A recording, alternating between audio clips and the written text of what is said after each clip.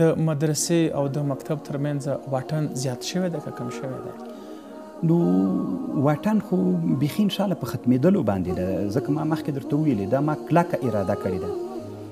څومره وخت مخکې یو مولي صاحب ته د یو مکتب یو معلم صاحب د یو مکتب